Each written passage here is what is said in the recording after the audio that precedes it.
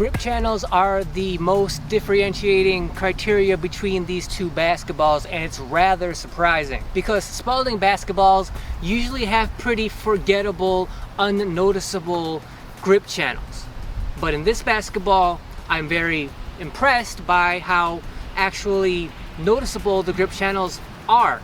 They're deeper than usual, they're as wide as usual, but the great thing about the grip channels on this basketball is the rubber inseam on here is very tacky, very rubbery, very grippy.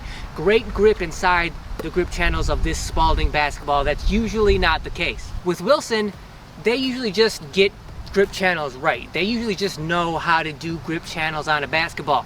On this basketball, the grip channels are nice and wide like they usually are. They're not quite as deep as I would expect them to be, but the major problem with this basketball is the inseam in this basketball, this rubber strip going all around the basketball.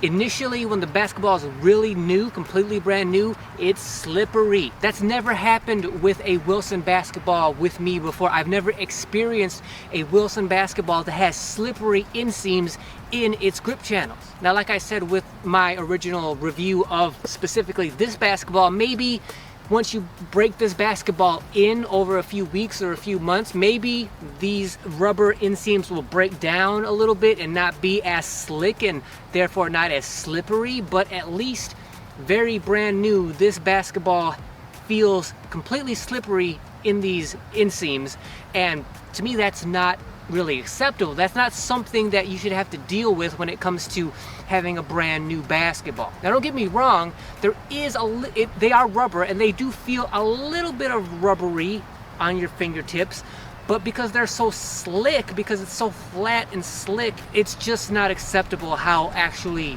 slippery these inseams are. Especially in direct comparison to the Wilson inseams, these inseams are actually better than any other Wilson basketball that I can remember or think of, especially composite Spalding basketballs.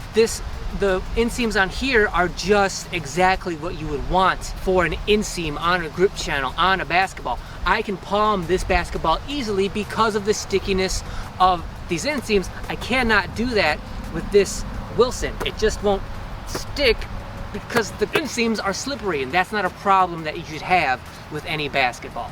And that complicates things because the material of this basketball, the panels are so nice, they feel so good that they're immediately negated by where you would put your fingertips.